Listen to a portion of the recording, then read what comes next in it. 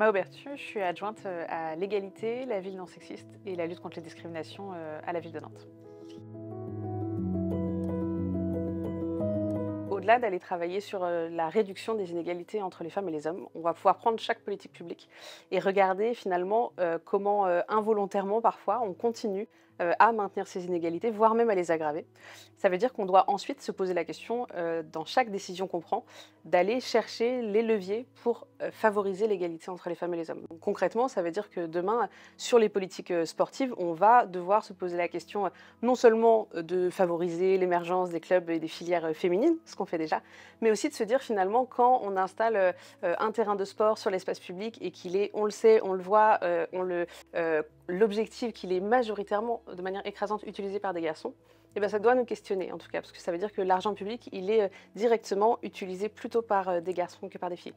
Et ça, on doit le faire sur l'ensemble de nos politiques publiques pour que vraiment l'ensemble de la collectivité agisse avec tous ces leviers pour plus d'égalité entre les femmes et les hommes. Ça, c'est dans nos actions à nous.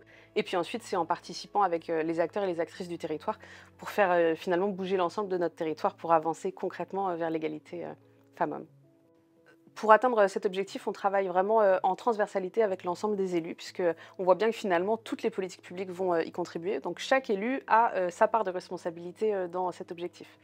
Et ensuite, on décline avec des objets de travail concrets, par exemple sur la question de l'espace public. On sait qu'il y a un vrai enjeu sur la place des femmes dans la ville et dans l'espace public. On le prend dès le début avec la place des enfants et donc par exemple avec les cours d'école. Donc là, on travaille avec l'adjointe à l'éducation, par exemple, sur cette question-là pour que les filles aient autant de place que les garçons dans la cour et qu'il y ait un travail sur la mixité. Et ensuite, si on tire le fil, ça sera aussi avec l'adjoint à l'urbanisme pour parler de la forme de la ville, parce que là, on a une responsabilité, nous, quand on construit la ville, pour faire différemment, pour que les femmes se sentent vraiment à l'aise, en sécurité et libres d'utiliser comme elles le veulent l'espace public. Donc ça, c'est vraiment ce qu'on va décliner sur l'ensemble des politiques publiques en lien avec les collègues. Et puis ensuite, il y a tout ce qu'on porte, nous, pour favoriser, pour faire la promotion de l'égalité entre les femmes et les hommes avec une direction importante qui est dédiée à l'égalité femmes-hommes.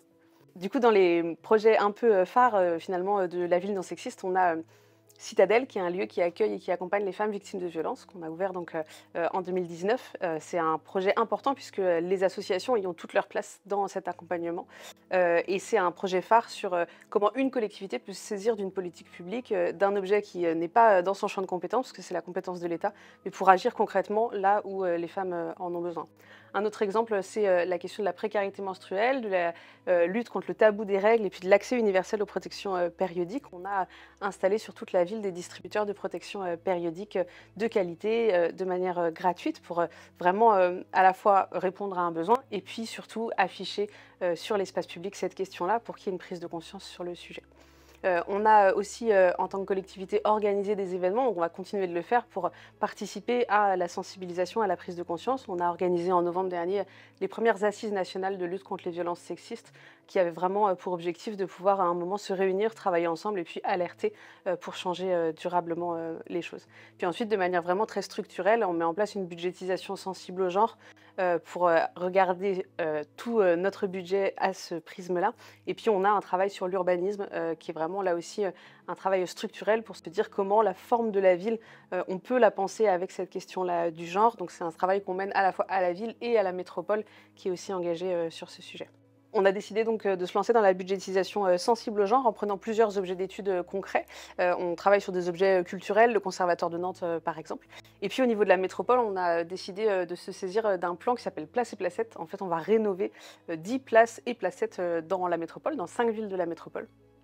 Et c'est cet objet d'étude qui a été choisi pour travailler la budgétisation sensible au genre au niveau de la métropole. On est vraiment au croisement des questions budgétaires, très structurelles, et des questions d'urbanisme qui sont parfois difficiles à regarder sous le prisme du genre quand on regarde ça de loin. Donc on a vraiment décidé de prendre finalement deux objets qui sont dans les plus durs et les plus structurants pour pouvoir ensuite en tirer des leçons et puis l'appliquer sur l'ensemble des projets urbains de la métropole. Quand on dit qu'on fait la ville non sexiste, on sait qu'on ne le fera pas tout seul. Moi, je sais que dans 10 ans, on ne peut pas se dire qu'il n'y aura plus de harcèlement dans les transports.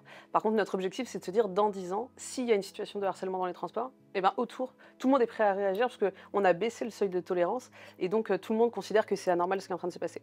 Donc un des moyens en tant que collectivité pour changer un peu ça, c'est de lancer notamment des campagnes comportementales donc qui alertent un peu sur des situations problématiques.